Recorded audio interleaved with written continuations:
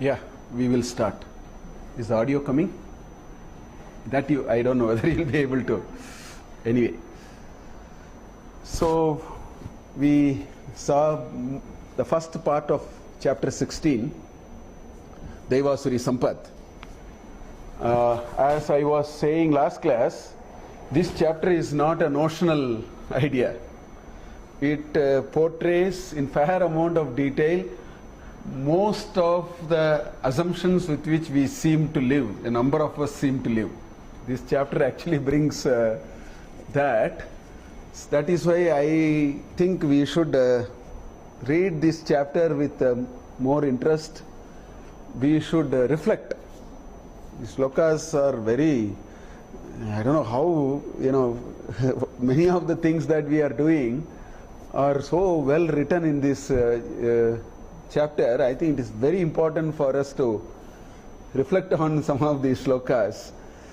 Last time when we met, I said that if you read the entire Puranas, the Idihasas and the two Idihasas, the Puranas, the Upapuranas, lot of stories that are part of it, I said there is a clear structure. So I just showed a 6-part structure. Today what I will do is I will take from Ramayana and fit it into the 6 parts. Otherwise the 6 parts remain as 6 parts. It is a very interesting framework. So I want to do it. Because it is one thing to say Puranas have it, another thing is to also demonstrate it a little bit. Only then we understand how valuable these Puranas are. Because they all match with this chapter. So we will do that, maybe 15-20 minutes we will spend on that, and then continue with the shlokas. So last time I said there is a 6-stage process in which this Asuri Sampath will lead anyone. This is to me it's a very universal framework. Now the intensity of how much it will happen is all a function of how much of Asuri Sampath we actually brought to the table. The difference is only there. The structure is fairly... So, first step in this destruction process is develop enormous strength through tapas. Tapas is, without tapas, nobody can acquire anything, good or bad. Tapas is the basic thing required to acquire any skill, any strength. So, the Asuri Sampath starts with enormous strength, but along with that comes enormous ego also. So, that is step 1. And the second step is to put that enormous power for wrong things. You get completely misinformed and misapplied of these great skills that you have acquired. So that is the second step in the process. So it is not dharmic indulgence, it is adharmic indulgence. Nobody can stop. Because nobody can stop because of the enormous power, which is step 1 of this 6th step. And naturally it leads to the 3rd stage, which is you start collecting your debit points, not credit points, curses. Because when you indulge in all that, I am reminded, there used to be a very famous Tamil speaker, Kripananda Warrior. He is very famous actually. So I remember once hearing his Ramayana. He says, these learned sages come to Ravana's court. I mean, in his own humor he says. The learned sages come to Ravana's court and they give him the akshata. So the sages, instead of saying Dirgha Yushman Bhava, he says in his humorous way. They murmur within themselves, when is this fellow going to go? So he is bringing this idea in he used to say this in a very humorous way. The point is, getting curses is the way to fix one's own destiny. That's why evil people, evil acts fix their destiny. You don't have to, in fact, when evil things happen, a very wise person, a very mature person who understands this will not get bothered, because through the evil act, that person is actually fixing his destiny. Maybe sometimes it is a longer, the spell is a little longer, That's where we get a little worried. So that's the third step which happens. So once you cross the third step, you are actually no longer in the path of growth, in the path of destruction, because everything is ready now. You got enormous power and completely misused it. And having completely misused it, you picked up as much of curses that, so now all the curses have to become true now. So that is the second half of the story. In all Puranas you will see it. It will play out in its own way. So the destruction starts happening. Some early signs are there, but these people ignore it. That is what they say, Vinasha Kale Viparita Buddhi. When destruction happens, your buddhi also doesn't work.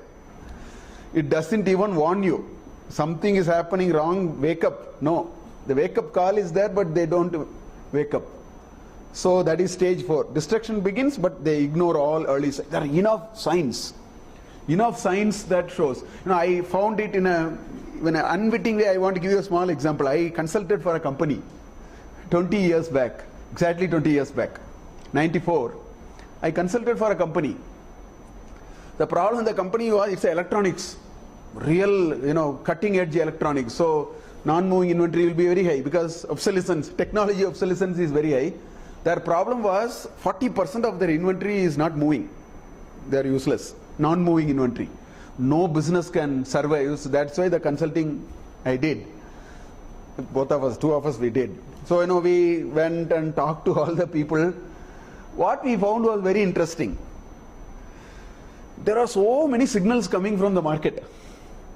There is one letter from their collaborator saying we are withdrawing this model for this reason. So somebody received the letter, they promptly filed it. Similarly, some other competitor did something which was discussed, but then somebody minuted the meeting and that's it. It's like that. So our job was actually very simple in that consulting, in a way. We collected all this information from different people and we said, do you have the letter? Do you have the info? We collected all of them. We arranged and they were chronological order. So in about 9 months, they were told this will become nothing but non-moving inventory. Nobody has seen it. This is all we did. We collected all these different pieces of information, put it in a file, and when you give the file to anyone, anybody will say we should have woken up long back. So I am reminded of that when I saw these asuras, these bad people, so many signals come, they don't even take cognizance of it. Because that is this route to destruction. They don't take cognizance of it. Not that there are no signals. There are enough signals saying things are not going well. They either ignore or they abuse such advices or they rather punish the person who had the courage to say something wrong is happening. Puranas have all these stories. Yes, Vibhishana is a very well-known character, but there are some interesting characters even before that. Even after that, even Mahadevan, who is the uncle of Ravana, in the Yuddha Kanda he says something. He is brushing it aside. He is at the verge of getting killed. So all that happens. You seem to see the properties of hope. You had said the yes. Will not allow you to see the Exactly. It is wonderful. It is tamoguna. It simply blocks you. So it denies you the reality. That is the tamoguna. It denies you the reality, so you see something else. Then the destruction is imminent. That is when repentance. In fact, in Yuddha Kanda, from 60th Sarga, 112th Sarga or something, he is gone, over. Because Mandodari comes in the 114th Sarga and she recollects after Ravana is dead. So I think 60th Sarga to some 90th Sarga you will find there is a repentance. But it is too late. It's too late. But he doesn't get sleep, all those happens. Even I am using an example of Ramayana to say this. But that is the 5th stage, and then the aftermath is colossal. This structure is a very universal structure. Anybody who indulge in evil have to go through it. As I told you, it is only a matter of what is the degree of evil you engaged in, that much will be the degree of the destruction. So this framework is not wrong. It's all, the intensity may vary from. So now let me take Ramayana and show all these, because every story has it. That is why I want to not just say and go. I will take Ramayana and show these 6 stages which this great person called Ravana. If you read Ramayana, Valmiki, the way he describes Ravana is fantastic. It's too great a person. But then he destroyed himself finally, because greatness was there, goodness was not there. Mere greatness does not take us anywhere. Asuri Sampat and Daivi Sampat, that is the difference. A shining Asura and a shining Daivi Sampat, the difference is both will be equal in greatness. Daivi Sampat is goodness, this is not goodness. That will be the real difference between the two. So let us see some examples here. Stage 1. If you look at Ravana's background, he becomes very well. In fact, all these Asura stories starts only like that. You may think these are all stories for time pass. They are all putting this framework behind us. They spend a lot of time. The tapas, most of them are very learned. The first phase is the most interesting phase. Enormous effort to develop skills, develop knowledge, develop power through tapas. All that happens. Make great efforts to get material riches. That's why this Ravana, every 1,000 years he knocks off one head and offers in the sacrifice. Now again, you don't look at it analytically. Don't say 10 legs, did he do plastic surgery or otherwise. That is not the idea here. The idea here, it is a symbolic thing to explain how much effort and concentration he has. That's all you must read. You should not say how is it possible to remove one head. So his brain is also 1/10. All the questions we should not ask. We should never ask such questions. These stories are all meant for a very intuitive and a very deep, reflective idea. So when you say 1 and 1,000 year also, don't really ask what is this 1,000 year. I think these are all very analytical way. We are too much analytical. That is where we are disowning our own literature. So don't worry about all that. What it is saying is, it is an index of the severity of his penance or his concentration. That is called tapas. They are all meant for that, to convey that message. So every 1,000 years he plucks one of his head and offers in sacrifice.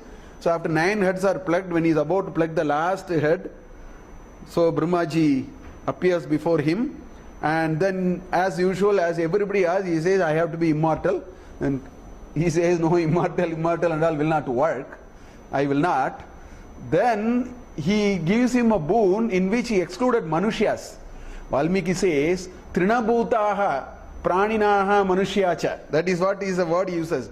Ravana thought Manushya can do nothing to me. So he was willing to exclude, give an exclusion class in the boon. So that's where the first thing is planted there. So the Kinnara, Deva, all those are included, but not Naras, because throughout Ramayana, if you read Valmiki, he looks at Manusha is a hopeless characters. That is how this whole Vyakti is going and searching its own destruction. So the boon was given, and in fact Mandodari's description in the Yuddhakanda talks about his greatness. She comes and cries in the battlefield when he is dead. That time she recollects some of the great things about this king. So this is the first part of this character. So he develops a vast measure of greatness. This is a measure of greatness. Greatness means extraordinary skills, extraordinary knowledge, ability. It only talks about the potential. It doesn't talk about the application. It talks about the potential to do things. The potential energy is very high. That's what greatness is all about. So great skills of managing people, commit the best resources for doing. All these are descriptions of Ravana you will find. Lavish sacrifices, dana and propagating Vedas, art. But Hanuman saw it when he came into Sundarakanda 4th canto, when he walks through the streets of Lanka, he could see so much of flourishing music, dance, art forms and so on, which is an indicator that he is capable of all that, encouraging all that. But the bad thing that happened was, with all that he acquired extraordinary ego. So the goodness quotient was removed. Greatness quotient is there. Goodness quotient is removed. This ahankara. In this chapter he talks about ahankara anyway again and again. That's one important element of Asuri Sampat. You must have a lot of ahankara. That's a good place marker for Asuri Sampat. So there are many. In fact, last class I talked about aho rupe maho dhairyam.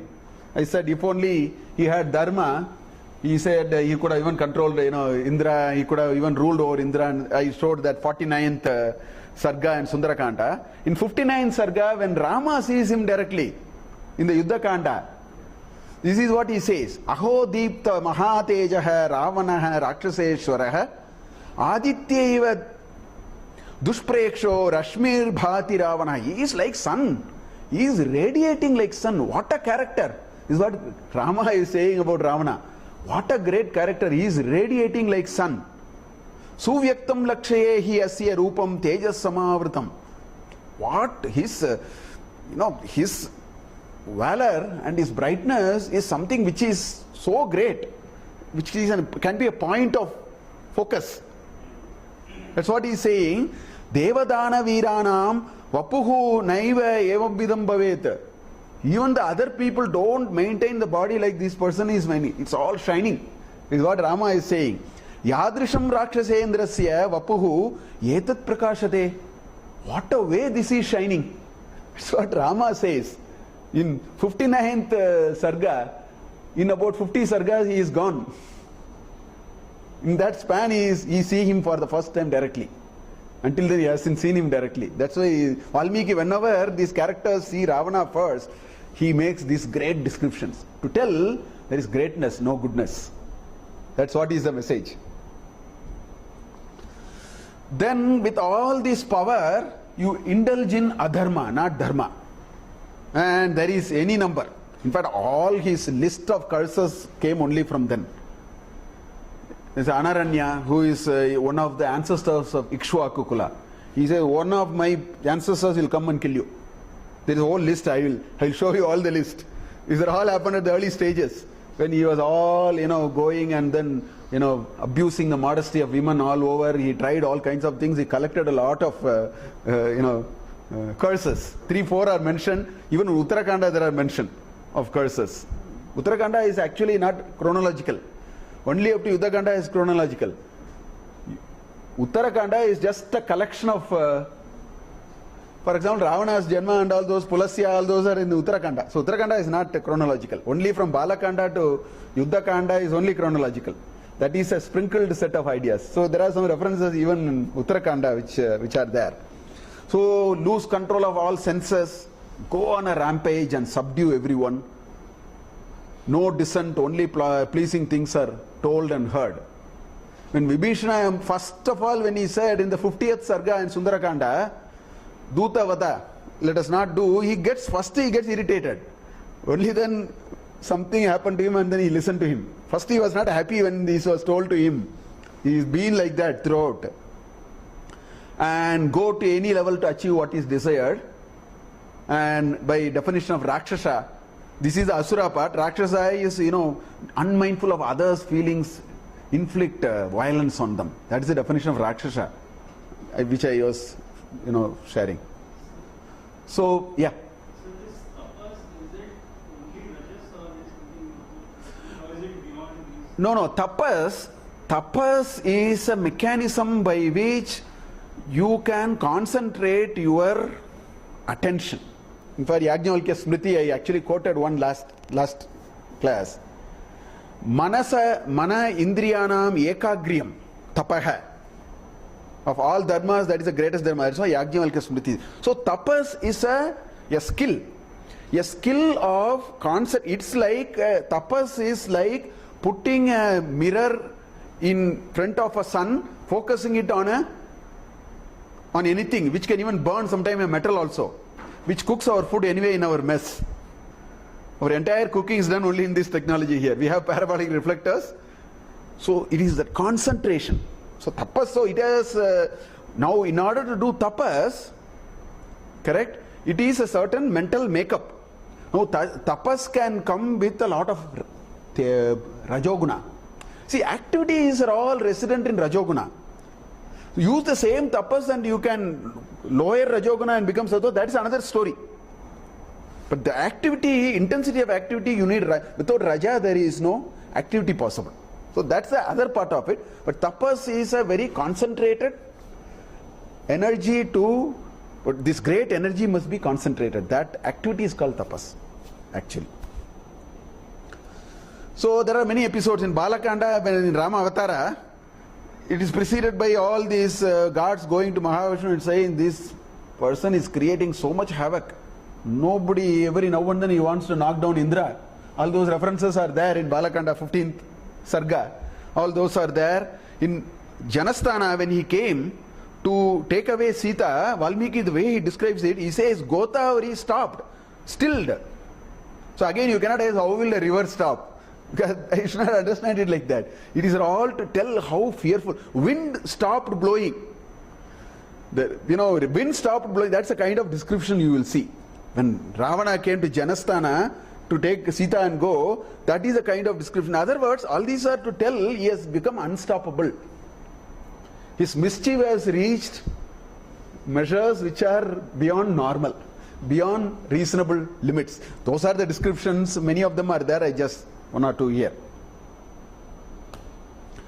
Then the next, some of the dialogues are also pointing to the same evil effects. This is in Sundarakanda when 19th Sarga Ravana comes into the Antapura, into the Ashokavana, and there is a conversation. So in which she says, Sita says, Swadharmo Rakshasa, Ravana says, it is perfectly okay for us to take away women, run away and rape them. Bluntly he tells to Sita, that is our rule.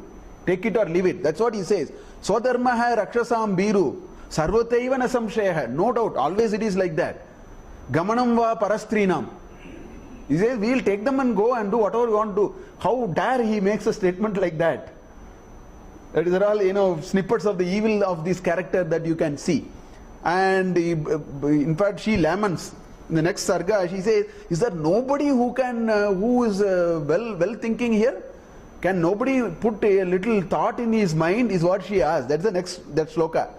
It says, Iha santaha va na santi. There are no santas here. That's what she is asking. Satova na anuvartise. Nobody will follow such practices. She says, what is happening here? Because she is very agitated by these kinds of pronouncements that this Ravaneshwara is making. These are all indicating how much of evil the good power he had, he is misusing it. That's what this story is all about. And then Hanuman's remarks about is Ravana in the Sundarakanda. I know there are many shlokas. I just showed only Aho Dhairyam Aho Rupam, but he says if only he can use his power for right causes, it would have been much better. So that I already talked about it last class. So the second stage of this Asuri Sampatti is, with enormous power you misuse the system, you be adharmic, you can do anything that you want to do, you are unstoppable. So that's when the problem starts. So in his life story in Ramayana, you will find, I put some references here, in Yuddhakanda, all these are, he is starting thinking, these are all coming as reflection. He is thinking things are not going well. That's when all these thoughts of his Esther years come to him. So Anaranya, who is one of the descendant in the Ikshvaku Kula, he misbehaved with him, with her, and she said, one of my descendant will come and kill you. That's one curse. So he thinks, is this Rama that? That's what he is thinking. Then this Vedavati said, I will come to make you run. Then he asked, is this Sita Vedavati? All these questions are there. These are all the curses, reference to the curses. And then, this is the Kubera, that particular episode, out of which this curse comes. What is her name? There is one episode. Kubera, Nala Kubera episode is here. This is one more episode, in which he again, tried to abuse the modesty of a woman, and she gave this curse. She said, your end will come on account of the opposite sex. So that is the curse she gave. I don't remember the character. That is in Uttarakanda. It's not in these first 6. It's in the 7th. And then Nandi gave a curse. Once he was going to, there are stories around it. Nandi gave a curse, monkeys will come and wipe off your entire family. That is one curse which you find in Yuddhakanda. Same, all of them are in the same chapter. You just see 60th Sarga. Because Ravana is now seeing things are not going the way it is. All his thoughts are rolling now. That way we are going back to the early stage of his life in the Itigasa. They're all in the 60th Kanda. You see many of the references.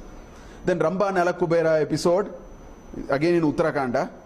And he said that curse was, if you touch any lady without her concurrence, your head will blow. That's why he couldn't touch Sita. That's why he couldn't take her directly. He knocked off the whole piece of land and went. That's the story, no? That's on account of this curse. That is more specific in Adhyatma Ramayana. I see. Where you have to, because there is no possibility of Ravana touching Sita, so that the entire Place is knocked off. Knocked off. Along with the earth he takes her. No, no. And he has no power. So that comes out of this. Then Punchikasthala on her way to Brahma, she again, this fellow tried to abuse her modesty. She also gave one more curse. So all these curses are all now synergy. Synergy will start operating now because there are similar curses as given again and again. So the point is, this is the episode about Ravana. You read any Purana, you will find it. There is a set of conditions, and why are they coming? They are coming because you got enormous power, you misused it, you are going to get back. So it applies to us also. The intensity can be different, all that can be different, but this cannot be any different. That's why I want to share this. Then the destruction begins, and the destruction begins partly, it begins by not paying heed attention to some good advices. That is the first step in the destruction. And I have seen it in offices, in workplaces. I have seen this structure, albeit in a different kind of magnitude and a context, but I have seen the same thing. I have seen in my own experience, I have seen similar things of a different magnitude. So listen to nobody, no good counseling possible. So Maricha actually in Aranyakanda, Janasthana, when Maricha is the one who used to play that trick, na? He was not ready. Actually, there were two minds for Maricha. Maricha was not ready, but Maricha was very happy to get killed by Rama. He was ready for it. He is a very transformed individual at that time. Unlike in Balakanda, when he came and created problem, when Vishwamitra's penance was going, Yajna was going. Here he is a different person. He is transformed. He is willing to get killed, but he is not convinced of what Ravana is doing. So he tries to advise him. He says, "Don't do it." He says, Ramo Vigrahan Dharmaha Sadhu Satya Parakramaha. You don't know whom are you playing with. Don't do that. Better you go away. He would not listen. In fact, he even tried to say, I don't know whether there is a sloka is there. He even said, I mentioned it last class. He even said, I will do. What you ask me to do, I will do. Because in the process, I will get killed. I am happy about it. But I will tell you, one poisonous snake which gets into a pond, in the effort to take the snake out of it, thousands of fishes will be killed. You don't know what you are doing. Thousands of good fishes which are innocent, which has nothing to do with this act, will get killed. That is what you are attempting. There is that entire sarga is a conversation where he gives several things and says, don't do it. It's not a good idea. He did not listen to it. Even in Yuddhakanda, the Mahadevan, who is the grand uncle of Ravana, says, even before the preparation for the war, he says, this is a very divine personality, leave it. Give back Sita and leave it. No. He says, I will finish him off. Because he always felt low of Manushas. So he said, I will finish him, don't worry. Jatayu, when this person, Ravana, was taking Sita and going away, the Jatayu was trying to stop. Now look at this shloka. This shloka says, Sashti Varsha Sahasrani Mama Jatasya Ravana. I am 60,000 years old. Jatayu is saying, I am 60,000 years old, you are a bacha. Vriddhoham, Tvam Yuva, Dhanvi Sashara Kavachi Rati. You may have all these. You may have Kavacha, you may have all that, but you are a kid in front of me, is what Jatayu is saying. I am 60,000 years old, you are nothing.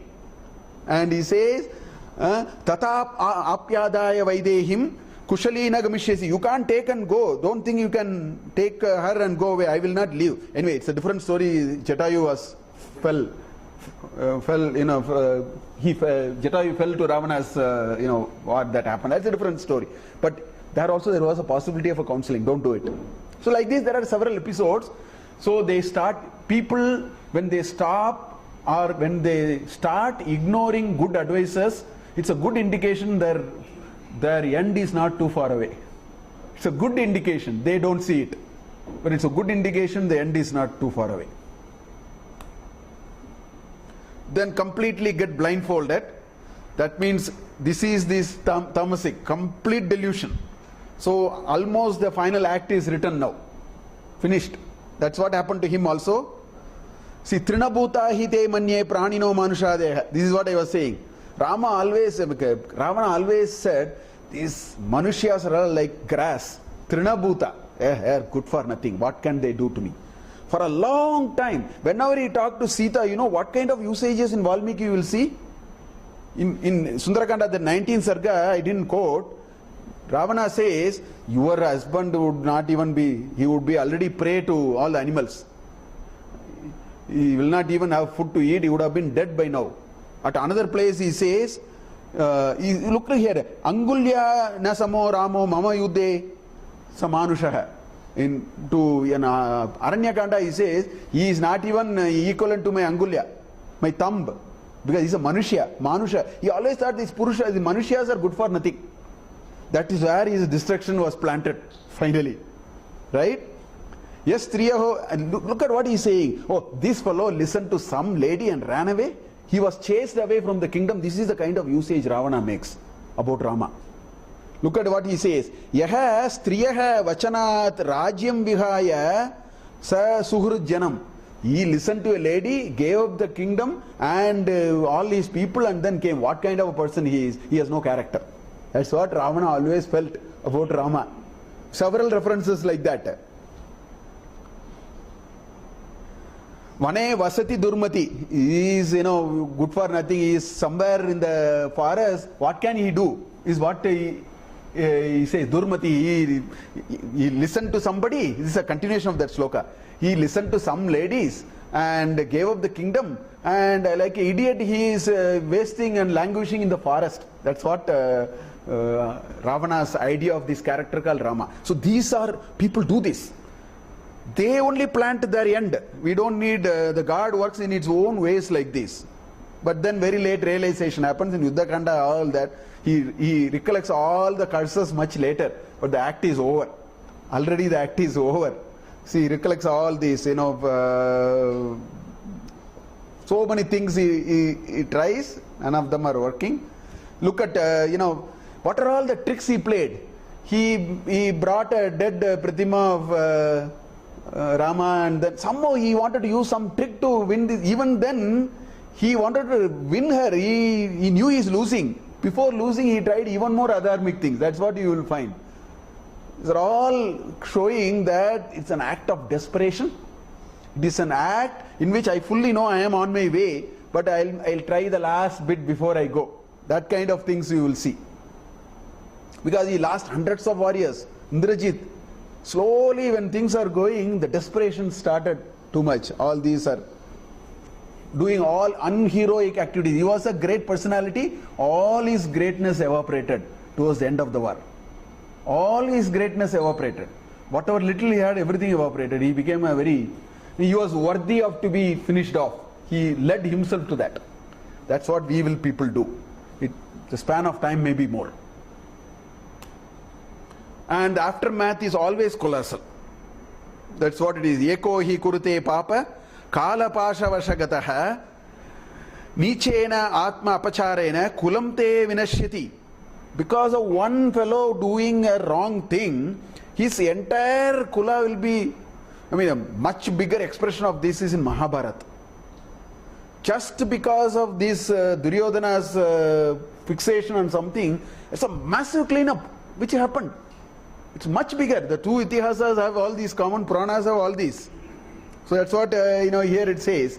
Just because of one person, the whole thing is... This is what Maricha said. Akurvanto api papanaha shuchayaha papa samshrayat parapapai vinashyanti matsya grihad rudeyata. Just like these fishes are all caught unwittingly, that's how one mistake spills over other. Bahavaha sadavo loko yukta dharma anushtitaha paresham aparadena. Because of somebody else's aparada, not because of my aparada. Because of somebody else's aparada, vinashtaha. Nivashtaha every time. I think it should be vinashtaha. Sa parichataha. This is what will happen. Maricha was trying to counsel as much as possible to Ravana, don't do it. He gives several examples. This is another example. Don't do it. One bad act will spoil a lot of people. I think you are indulging something which will not be. It really happened that way. The effect was colossal. So this is a very generic framework. I don't think these Puranas are written just to make the story very attractive and reading all that. I think this is the idea. And this is the reason why this chapter exists. This is the reason why we should take serious cognizance of Asuri Sampat. All of us have Asuri Sampat and Daivi Sampat. This Asura Bhava and Daiva Bhava. We have to understand, if you leave it unchecked, where will it go? That is why this chapter is very, very important. All of them are related anyway to the Guna. That's why it is linked to the Guna. That's how this chapter is very, very important. It is not a notional chapter. It is a real chapter. And the kind of things we saw already last week, we'll continue to see some more references which are to the point that you see today. Many of the things that are talked about we are able to relate it to today. So I think we should have the viveka. We should have a little discrimination to objectively and dispassionately reflect on some of the ideas in this chapter. So last time we saw up to I think 9th shloka we saw, where it started saying how are these people with this asura attitude, what are all the things they do in life. Now we will see what is their perspective about life, what is their approach to life, and where do they end up. That's what this chapter is. So we'll continue that story and see where it is taking us. So we saw up to the 12th shloka last time. So we will start from the 13th shloka. Idam adya maya labdam, idam prapsyase manoratam, idam asti, idam api me bhavishyati punardanam. So how do these people look at the world? They look at the world as nothing but an opportunity to make money. It's all about money. Idam adya maya labdam. I have got so much today. My gain is so much. You know, you do your detailed calculation, you pull out from this market, put it into this market, take it from there and put it into gold future. From there you take it and put it into some futures of something. Lots of people think we have to really bubble on money. That is the point he is making.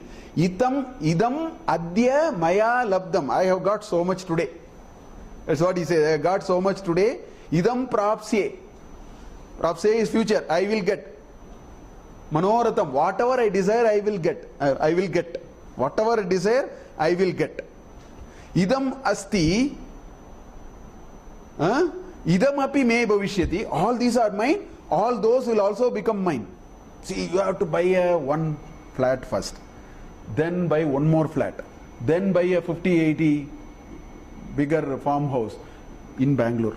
Or buy it 40 kilometers away. After some time you buy something here. Then you buy a penthouse. Then you buy this. You buy that. This is a journey we can make. Who said we can't make this journey?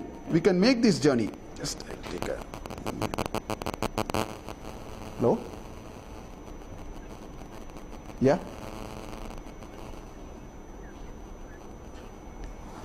Ramya, we'll talk later. I am in a class. I'll call you. Huh? I was wondering whether somebody said it's not coming or something. Anyway. So you acquire one, then you acquire second, you acquire the third, then you say this list is over, now let me start this. So you have your own list of, it's all about wealth, acquiring wealth. This shloka 16:13 says one of the preoccupation for people who seem to have a lot of asuri sampat is get enticed only about wealth. Spend all your time acquiring wealth, somehow multiply it, quadruple it, triple it. This investment is not all right, take it and put it on the other side. This is one attribute he is talking. Punardhanam. So it's all about money. Money will make more money. Money will make more money.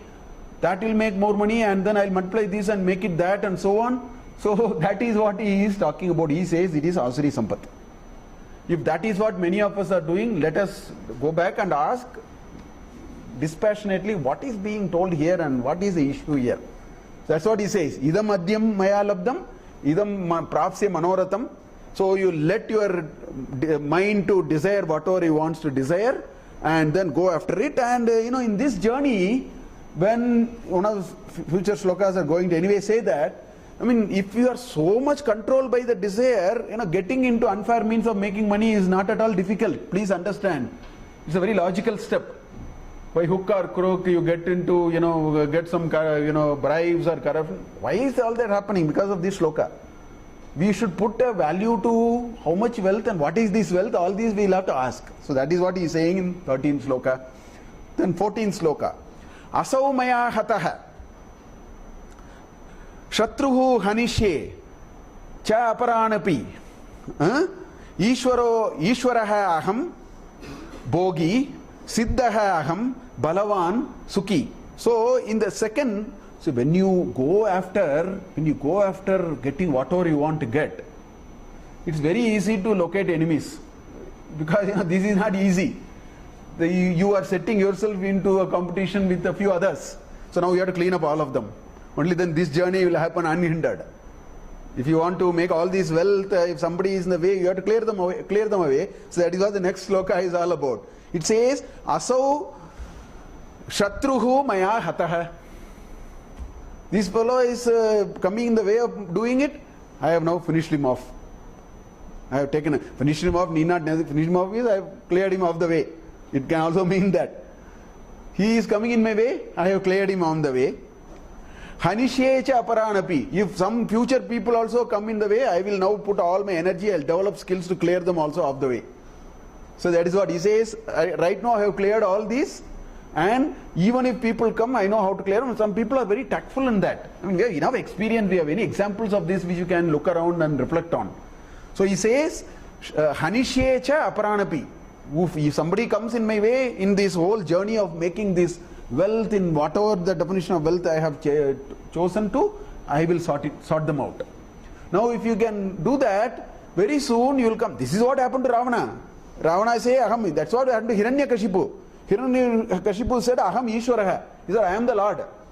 The whole story that Prahlada said Narayana is the Lord, get lost, I am the Lord. Nobody can, in a very dramatic way that story is coming. The point is that Ahankara will blow. This feeling will become very strong. I am unstoppable. Nobody can stop me. Aham Ishwaraha. Aham Bogi. I can now enjoy because I have everything to enjoy. I will throw money. I know how to amass wealth. And say I had long back, I had a person, a neighbor. That person every 5 months or 6 months, this is what I am saying is in 80s. Every 5 months or 6 months he will rebuild his bedroom at a cost of about $1 lakh plus. Initially I didn't understand. Then I understood that's all you can do with the black money. You cannot invest. You can again and again do things. You can throw the furniture and buy another furniture. That's the only way you can spend. So if that is the notion, is that even for that person, that notion of enjoyment will after a while will become a question mark. Phenomenal. Always, because we lived 7 years opposite. Initially it was a very I didn't understand what was happening. Then I thought this must be the only way it should happen. Otherwise, who is going to every 3 months, I am not exaggerating. Every 3 months they will change everything. They will redo the design, they will do some civil work, again paint and buy 2-3 cars will go, 2-3 cars will come. This was going on and on. Because that is what will happen. And the more and more you do, the thinking that I am the Lord, I am to enjoy, that feeling will all get stronger. That is what he is saying. Aham Ishwaraha, Aham Bogi. I have all the bogas to enjoy. And Aham Balavan. Don't think this Balavan is what Krishna said in chapter 7. Balam Balavata must be. That Bala is different. This Bala is different. This Bala is Dadagiri. You can put a Z category around you and feel very confident. You can't go alone. Because the moment you go, people will finish you because you have created so many enemies around you. So this Balam is a different Balam. This is a physical Balam which is not inside. That is Manobalam. That Balam he is talking about is the strength of the character. Here it is not strength of the character. It is all outsourced security guards around me. That's the meaning of this Balan, Sukhi. This notion of Sukha will be challenged by him or her. Nobody externally need to challenge. This path on which they are going, after a while they will challenge their own path because they will not find it interesting beyond a point. Anyway, he says, nobody can stop me. Anybody who comes in my way, I will clear. I will finish them off, and then future also I will clear the way. So I have all the wealth, nobody can stop me. I will enjoy. So I am the Lord. I now, I am what it is. That's what they think. So that's sloka that this sloka is saying, that people who have that feeling going on that journey are all asuras, according to Krishna, because they are all part of the asura culture which he is talking about. Then he says, Adyaha Abhijanavanasmi, Adyaha Abhijanavanasmi, Kaha Anyaha Asti Sadrisho Maya. He asks, who can be equal to me? That's the question he is asking. Because now I am all powerful, na? Yakshe dasyami modishya iti ajnana vimohitaha. So they develop a certain mental model about themselves, because they think it's all about amazing wealth by hook or crook. If people come on the way, throw them off, clear, and whatever wealth you have acquired, how do you use it? Enjoy. Whatever that sense of enjoyment means, enjoy it. So once they have reached, they say, become Adyaha. See, Adyaha, actual meaning of Adyaha is not rich actually in a money term. Adyaha is who has some special strengths. In the context of this story that is going, this special strength is only money. He is amazing wealth. So the Adyaha is rich, all books translated as rich because of that reason. It's all about amazing wealth. Therefore I am rich. You are not rich in your thought. You are not rich in your character. You are rich in money. That richness. So aham Adyaha aham Abhijanavanasmi. I have come from a well pedigree. That's a feeling I get, because I think very superior of myself. Ahankara. I think I am the greatest person, so I am from a great lineage. I am, that kind of a feeling. So, kaha anyaha asti, konyo asti, kaha anyaha asti sadrishaha, mama sadrishaha, maya sadrishaha. Nobody is matched to me. This is the brim of the ahankar that this feeling will take. The more and more we do, we will get there. This is a very inevitable journey that we will get in. So, nobody is equal to me. Then, yakshe dasyami, I will give. I will give for what? To, further my ego, not for good causes, and we'll see it. All that he is saying actually later. Modishya, I will enjoy, I will rejoice. You take and rejoice, I'll give you. I just, throw you and then you take it. Iti ajnana vimohita. They are actually not in a domain of correct knowledge. This is a very short-circuited route. Very soon they will discover that it is going to be a major limitation on them. What appeared to be very interesting over a certain period of time, it won't. That's why they are vimohitaha. They are deluded. They don't have that correct understanding of reality. They don't have the correct understanding of the Purushartha, so they are completely deluded. So he says, Ajnana vimohitaha. They are ignorant and they are completely deluded, but they think they know the ultimate. This is a greatest recipe for disaster. And so that's why disaster happens. See, greatest recipe for disaster is, I don't know anything. I will not listen to anything, to anybody, but I think what I know is the ultimate truth. This is a recipe for disaster. All the three would join. If I don't know anything, if I have the humility to ask somebody, there is no recipe for disaster there. If I don't know anything and if I thumb the desk and say that is Brahma Satya and I will not listen to others, that's a perfect recipe for disaster. That is the mood which is being portrayed here. Because he says, who is equal to me? Na konyosti mama sadrisha maya sadrisha. That's what he is saying in 15th sloka. All the ahankar is all up to the brim. Full. That is a great recipe for self-destruction. 16th sloka. Aneka chitta vibrantaha moha jala samavritaha prasaktaha kamabogeshu patanti narake ashuchau. Now Krishna starts saying, so far he described what are all these people. Now he says where will they land up finally. So far it's only saying what will they do, what is their lifestyle, what is their approach to life, what are their assumptions about good life. All that he said up to 15th sloka. Now he is saying, if they go on that path, where will they go? What will happen to them? So he says, Aneka chitta vibrantaha. They will be a very confused lot. Because this desire is a very nice thing to start. Actually, desire appears to be a very nice thing to start. But if you let this desire to grow and grow and grow, it will actually eat you. That's why it said, Kamona taptaha vayameva taptaha. Bhogana bhokta vayameva bhokta. In Vairagya Shataka, I showed that. This bhoga and all are very nice. You start. After some time, you will be eaten. Because you are very confused. You don't know. You are so distracted. We are so much distracted, we don't know what we want. That is what he says, Aneka chitta vibrantaha. Their mind is all a confused lot. It's all really confused because you let this desire go unchecked, it will do its job. You will be really, it's like letting these 5 horses without the charioteer holding the reins. Now it will go helter-skelter. This chariot will be completely destroyed. The person who is sitting there will disappear. That is what will happen. That's why he says, Aneka chitta vibrantaha. Moha jala samavrit. Jala is net. See, the Sanskrit word for internet is jala puta. That's the word we use. Because jala means net. Right? Net page. Puta is page. Jala puta is the word for Sanskrit. In Sanskrit we use jala puta for web pages. Jala is actually net. So it's a very nice usage there.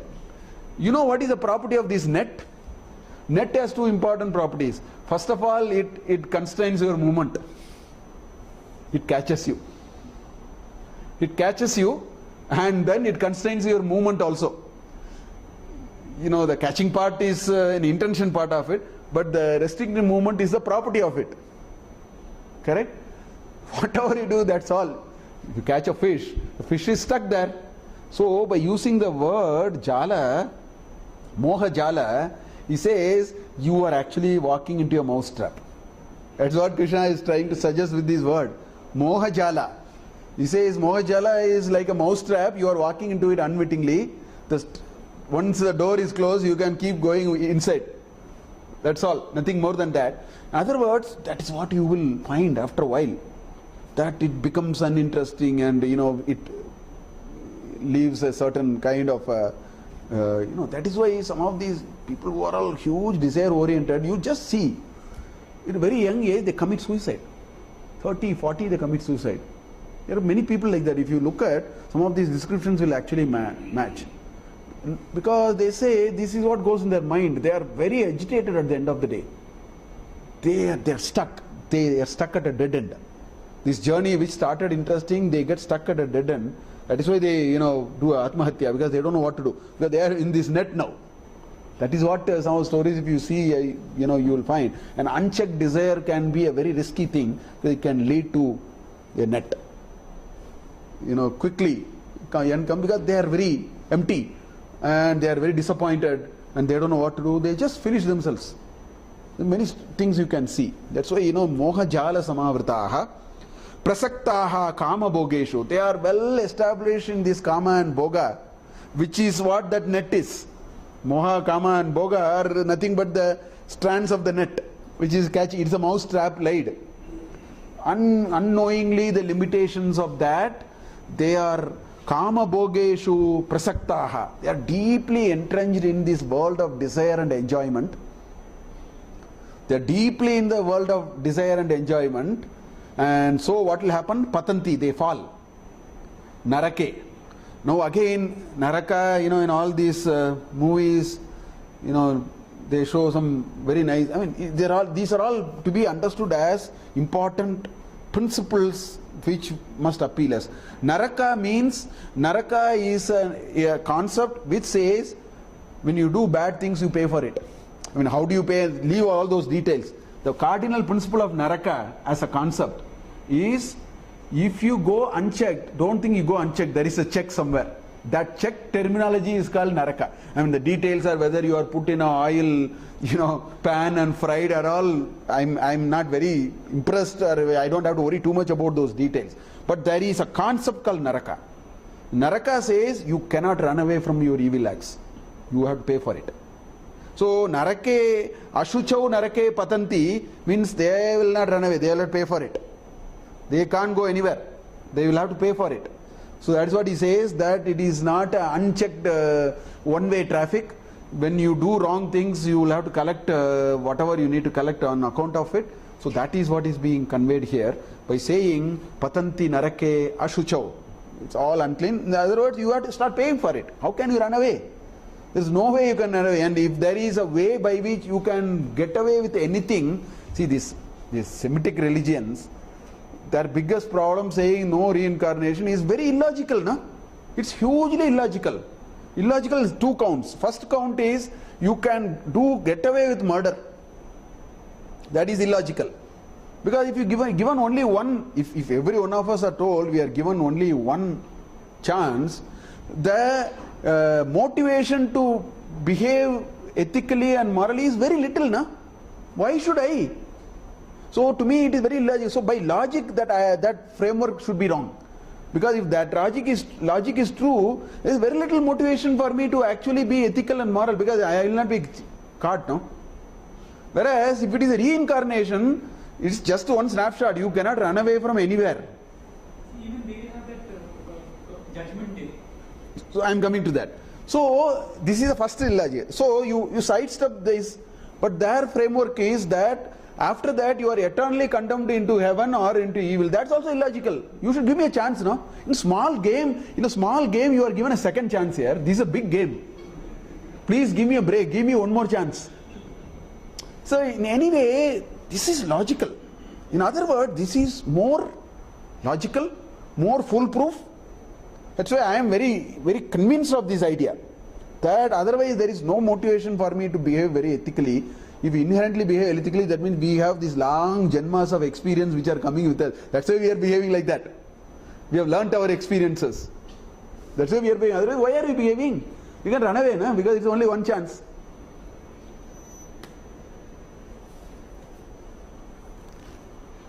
Then it goes on to say, Atma sambhavitaha stabdaha dana mana madanvitaha yajante nama yajnaihi te dambena avidi purvakam. For the second sentence I am seeing plenty today.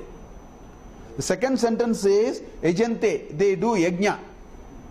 And what is that? For name's sake, nama yajna. For name's sake. In fact, I have seen some yajnas in Madras. They bring gunny sacks of red chili. There is no Vedic pratyankara, something they say. The kind of things they come and put in ahuti, nowhere it is allowed. Nowhere it is allowed. Nowhere. The kind of today's yajnas, put this Shankara TV, Asta, you find all kinds of people will tell you all kinds of things that can be done. With new names they are coming and so on. That is what is being talked about here.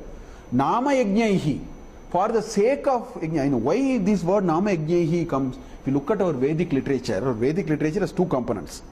The Purva Bhaga and the Uttara Bhaga. The Karma Kanda and the Jnana Kanda. Purva Mimamsa and the Uttara Mimamsa. There are different terms like this.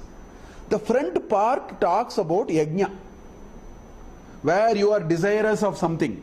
Sakamya. You want something, you want good family, you want good offsprings, you want wealth, you can do yajna. Veda never said you can't do yajna. But it is strictly under what is called vidhi and nisheda. There are strict do's and don'ts.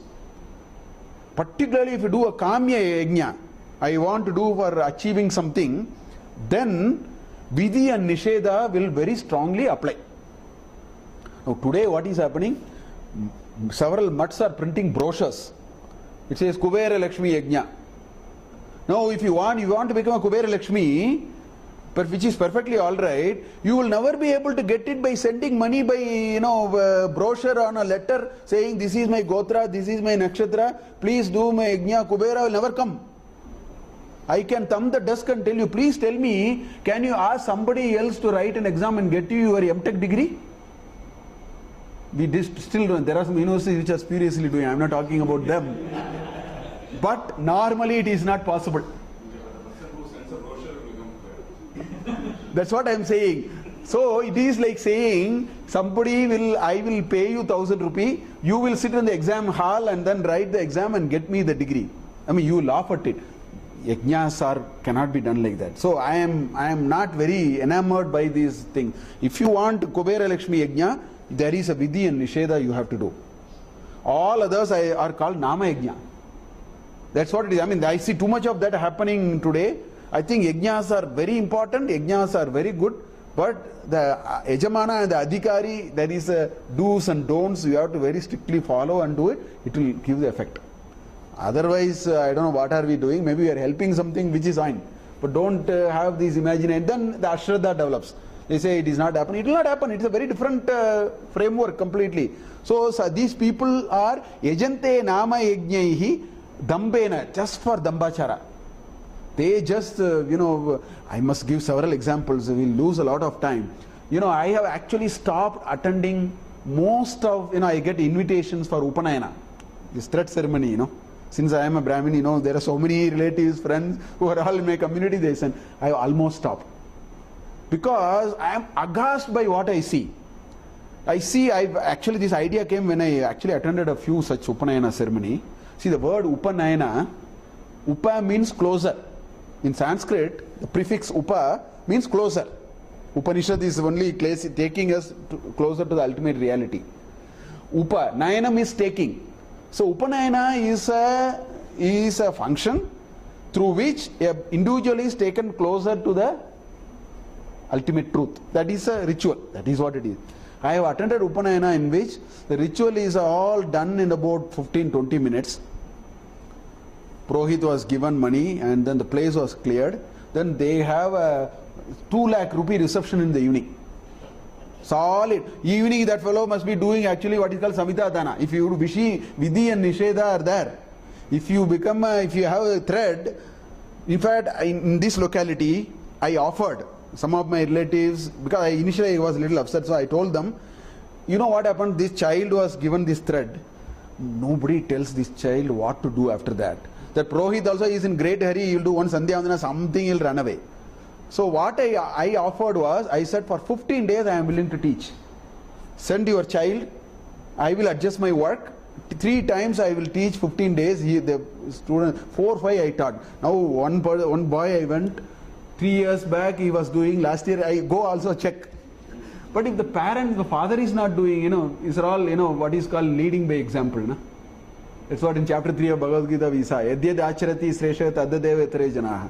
So these are all dambena. So today all these Vedic rituals are done with a great degree of dambachara. There is very little purity with which people are doing. That's what he is talking. There is a lot of rajasic feeling many of us have. There is a lot of asuri values we have acquired. It is all damba. Avidhi purvakam. That's what he is saying. Dambena avidhi purvakam. If dambachara comes, vidhi will go. They don't stay together. That's why he used the word together. Dambena avidhi purvakam yajante nama yajnaihi. Atma sambhavitaha. They think very high of themselves. Right? Stabdaha. Very haughty. And dana, mana and mada. They are inebriated. They are all these we saw, amanitum, adambitum, ahimsa, kshanti, rajam, we saw in chapter 13. They are all coming the other way. The reverse of that are coming here. Even the 26 values at the beginning of this also we saw. These are all the mirror image of that. That's what he's saying in 17th shloka. Ahankaram, balam, darpam, kamam, krodam cha samshitaha mam atma paradeheshu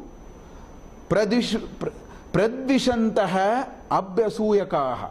So what happens to these people? They are all bundle of ahankar, bundle of bala, darpa. Darpa is propensity to do wrong things, insolence, right? Krodha, anger overpowers them. They are all embodiment of that, because this ahankara builds all of that. He says mom, when he says mom, this ultimate God, whenever Krishna uses mom after chapter 4, you should understand it only as ultimate God, not this Krishna as a character. And mom, they don't see me in their own, they don't see in others also. Aparadeheshu. Not only in me, I am everywhere. They are not able to see, and they even, look down upon on such ideas. And they are asuyaha. Abhi asuyaha, asuyakaha. See, asuya means, it's very simple. if something good happens to you, I am gone. See, if you are very good, you have a great knowledge, you are very good, two things can happen to me. I can say, good, God has been kind to him, this person is so kind-hearted, he has learnt very well. That's one response we can have. Another response I have is, if you are good, then I am gone. I have to say something and then take that goodness out of you. If you are good, I will go and tell, this fellow is very bad, he appears to be good. This is called asuya. They don't like the goodness of others and they put effort to somehow destroy it because they can't tolerate. Intolerance to the goodness of others is called asuya actually. So these people develop that because why is it happening? Because my ahankara, nobody can stop me, nobody is like me. When you are saying it, how can I say somebody is good? I'll have to discount the whole humanity. That's what Ravana did, that's what Hiranyakashipu did, everybody did that. They discounted the whole humanity. They said, there is nobody, I am the only person. So they can't tolerate. When Prahlada came and said Narayana is great, he was burning. It's all, he went Mada and Dana, Mada, all that happened. All that will happen. That's what he says. Such people will develop that over a period of time. Then he says, what will I do to these people? They are going unchecked. So there is this dharmic order. There is this stability in the world.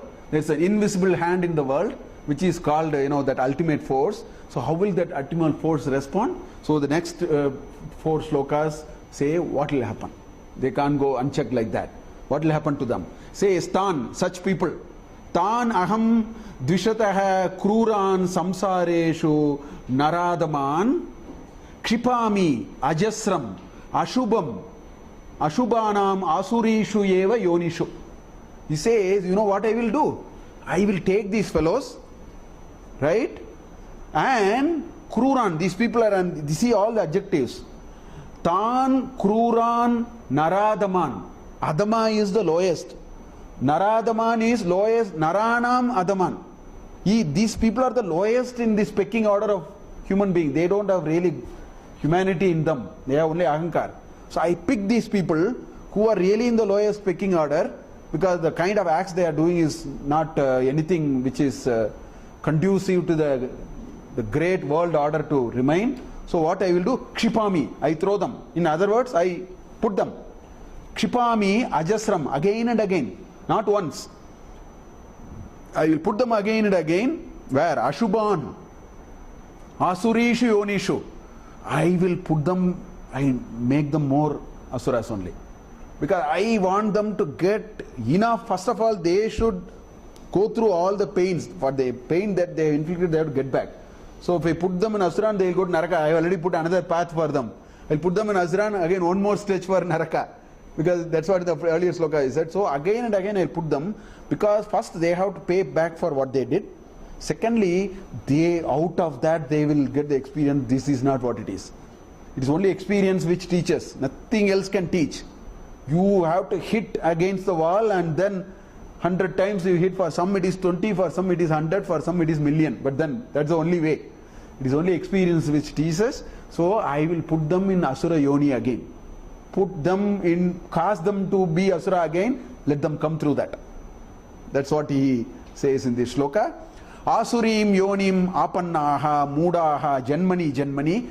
Again and again, every janma they will become asuras and mudas, because that is what I have thrown them. Mam aprapya eva kaunteya tato yanti adamam gatim. So I throw them back into this.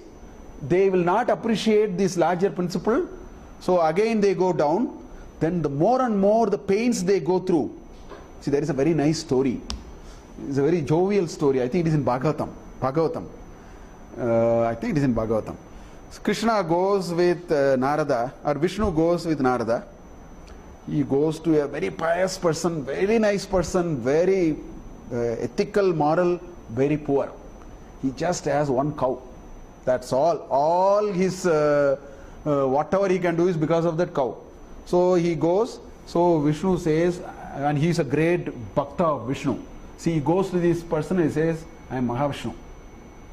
I have come. So this man was all ecstasy. So of course he had nothing. So he could get a little milk which he had, he offered it to him. He said, I am not able to offer you anything. This is all I have, he offered to him. And then he didn't have even, he had a very torn something. He gave him, you please, rest on this. So that night, Vishnu stayed, right? And next day morning, he bid goodbye to this pious person, and he murmured something, and as Ashirvada, he murmured something, which Narada didn't hear. Over. Then they go to another place. In that another place, there is a very wealthy fellow who is also says he is a Bhakta of Vishnu. So this Vishnu and Narada goes there. Vishnu says, Vishnu have come. So this Bhakta is very happy. So he offers, he starts calculating. Now Vishnu has come. We have to take the hell out and get the maximum out of him. So whatever he offers is not with that. And this is all the story. Whatever he offers, but very calculative. But maximize the benefit, if I have to use a management term or something like that. You give him, but make sure that he will appear to be happy, but you have not spent too much. So give him a bed, but then you can be more comfortable, but he will feel comfortable. Not offer your heart and yourself to him. So like that, the story goes on like that. He stays overnight, and then next day morning when he gets up, he says goodbye, and he gives an Ashirvada. So this time he loudly says, let you have more wealth. And more and more of wealth. He blesses him with more wealth, and Narada is very curious now. He asks, what did you actually tell to that other person? So Vishnu said, what I told to the other person is, let the cow die. That's all is my Ashirwad. So Narada is very upset. He said, this fellow is a kamchor, and you are giving him more and more wealth, and he was so genuine. And his only means of survival was that cow, and you have blessed him that let the cow die. So Vishnu says, yes, I want him to enjoy more and more wealth, and then he has a lot of vasanas, he has to go through a lot of pain, let him go through the pain. That's why I bless him more. So don't think asking more wealth is a great idea. That's what the story is all about. He says, I will give more wealth, because if you have more wealth, sooner or later you will start enjoying. Kama, Bhoga, all those will come. He said, that's right. Then why did you do that? He said, he is 99.99% he is with me. Because of that cow, that 0.01%, he thinks he doesn't have to depend on me. I take that, he will surrender unto me. I will lift him. That is the story there. So the point is that, you have to giving more and more wealth. So this Asuri Sampath will be give him more opportunity to make mischief. He will, go through that and come one day. He will exhaust that vasana. So that is the meaning of that story is meant for that. So it is all about saying God's ways of thinking can be a little different, is what that story is all about. So he says they will again and again and go, Adamam Gatim, and all the way they will have to come back. Then the last 4 shlokas are therefore the moral of the story. So far we have looked at, in a nutshell, Devi Sampath, just 3 shlokas. And then about 18 shlokas, only Asuri Sampath in great detail. Now the question is, what is the moral of the story? Therefore, that's how the chapter ends with 4 shlokas. So, Trividam Narakasyedam Dwaram Nashanam Atmanaha Kama Krodha Tata Lobaha Tasmad Etat Trayam Tyajed. So Krishna says Trividam Dwaram. Dwaram is door, na? Mukhya Dwara is main door. So Trividam Dwaram. There are 3 doors. For what? Narakasya. He says there are 3 doors you can open to go to Naraka. That's what he says. Trividam Narakasyedam Dwaram. And what will happen? Nashanam Atmanaha. It will only destroy your character. If you open the door and go, your Vyaktitva will go. You think you are enjoying, but you will lose your character. Your strength of your character and your journey will be stalled. Nashanam Atmanaha. And what are those? Kama and Krodha and Lobha. He says there are 3 gates. If you open any one of these, in some of these games also, you can open any one of the gate and then go to the other side. No? So like that. Kama, Krodha and Lobha are the 3 gates for hell. And it will destroy you. Therefore, Tasmat. etat trayam, all these three, tyajet, avoid. So the story he tells at the end of the day is, don't get into the sway of kama, krodha and lobha. See, kama and krodha are always inseparable. If I want something, then anger is inevitable, because there may be obstructions, I get angry. I don't get, I get even more angry. That will become moha. If I want something, if I don't get, I will get angry. And I'll get infatuated. Even more, infatuation will happen. It's moha. It will become even deeper, and the anger force can increase even more. So kama and krodha are actually two sides of the same coin. Never think that, kama and krodha are separate. They are the same. It is only popping up in different occasions in different ways. If you have kama, you have krodha. If you have krodha, that means you have kama. Both are linked to one another. This lobha is even more dangerous. Swami Dayananda Saraswati, I was reading his Gita handbook, home study. So he gives two definitions for lobha. This greed, he says, is even more dangerous. See, greed is if there are things with which you can manage. There are things with which you can manage. There are certain things you don't need. You can manage with this. You go for that. He says that is greed. That is one definition he gives for greed. When you can manage with this, you go for something which is, a personal stretch goal for desire. Personal stretch goal for desire, if I have to use a word like that. He says that is greed. He says that will bring greed. Another thing, when this kama goes to such a level that you violate principles of dharma and then engage into the kama, he says that is another definition of greed. So this is even a stronger force which can create more and more propensity for us to do evil. That's why but chapter 3, atakkena prayittoyam papam charati purushah anichanapi varshneya baladiva niyojitah. There is a 36th shloka. Why am I becoming a victim of situation? Anichanapi varshneya baladiva niyojitah. Somebody has pushed me into the situation. Papam charati purushah. Kena prayuktah ayam purushah papam charati.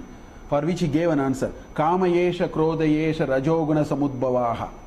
Maha papma, asti paripantinav. Mahashna mahapapma vidhi iha vairinam. That is that shloka. So this is described even there itself. Throughout he says kama and krodha, be very careful. It will create a greater propensity for you to do evil. That's why he said, rajoguna samudbhavaha mahapapma mahashna vidhi iha vairinam. They are your greatest enemies, he said in chapter 3 itself. That's what he is saying here. So he says, Eter vimuktaha kaunteya, one who has liberated from the clutches of these three. Because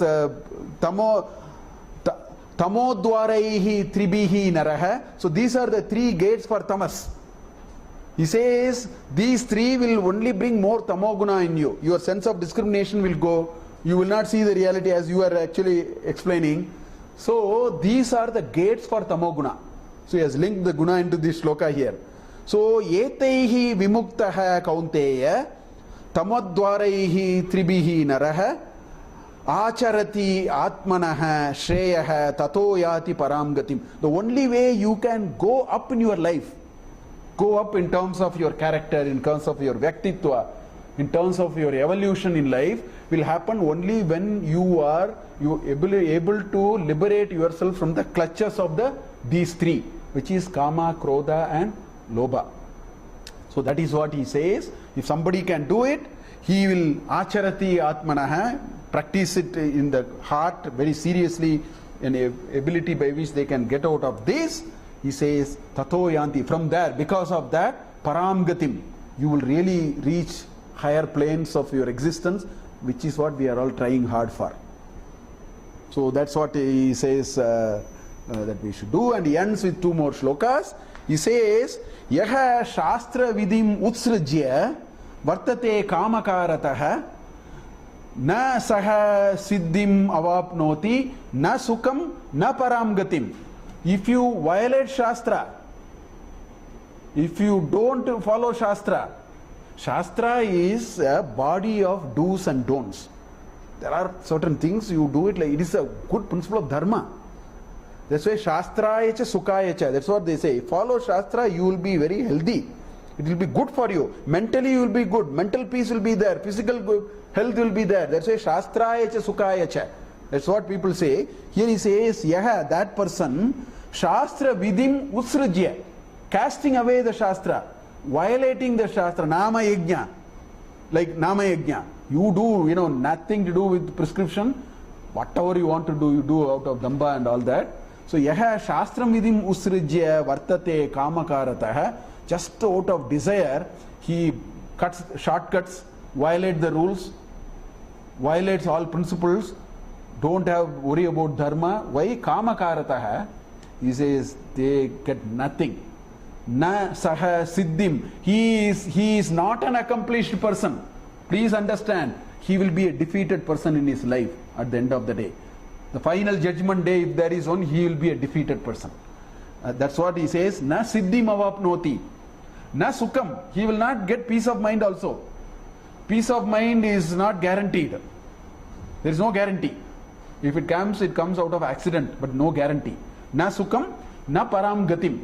You will not evolve yourself to higher planes. He says, Tasmat, therefore, Shastram pramanam te, karya, akarya vyavastito. What can be done, what should not be done? Is it a right way to do? Is it not the way to do? Is it appropriate? Is it inappropriate? For all that, keep Shastra as the pramana. Our ancestors have laid some nice broad principles. Keep them as pramana. They are the ultimate reference, code of reference for you. Jnatva shastra videna uktam karma kartum arhasi. Please engage in this world of activities. He tells to Arjuna. You know why he is saying all this? The biggest shastra for a king, when adharma happens, father, grandfather and all later. The job of a king is to restore dharma. If a king is not restoring the dharma, bringing emotions and all that, first of all, that king is very low in his character. Number two, that king is violated Shastra. That is why all these he is saying. This is a problem Arjuna is going through. He meekly surrendered to the emotion. His job, you can't, see, a small, lowermost level person can come to the, battlefield. I can say, oh, it's very fearsome, I'll run away. Tell me, can the commander-in-chief, the chief of the three armies, there is a India-Pakistan war, they come there and say, oh, this is just too much here. So many people will be killed. No. When I put a bomb, one innocent child will die. It will happen. That's why there is one nice shloka. In order to save a family, one person can be sacrificed. There's a nice Shubhashita like that. In order to sacrifice a grama, one family can be sacrificed. In order to save a country, one grama can be sacrificed. These are all dharma principles. So Arjuna has no business to run away. The commander-in-chief cannot say, some people will die, actually they are innocents. Terrorists cannot be killed. Lots of people saying all that now. Terrorists cannot be killed because when you kill a terrorist, one fellow will die. It will, but at least it will stop now. At least it will endlessly go and it will boomerang and eat the system. So Shastra Pramana, it's very important that we follow rules. Shastra is a broad set of rules, golden rules which we must follow. And what can be done, what cannot be done. For this Indian Sanatana Dharma, let me tell you, for us Shastra is the Pramana, Shruti is the Pramana. If we are in doubt, we should go back to Shruti and Shastra, the Upanishads and the Shastra. We have actually put them at the back burner. This Sanatana Dharma's bedrock is there. So that's what he is saying here.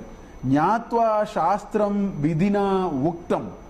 What has been told in the Shastra, please adhere, because there is a lot of broader principle, wisdom which has gone behind it. Please make use of it. Karma kartum iha arhasi. Now, please do work.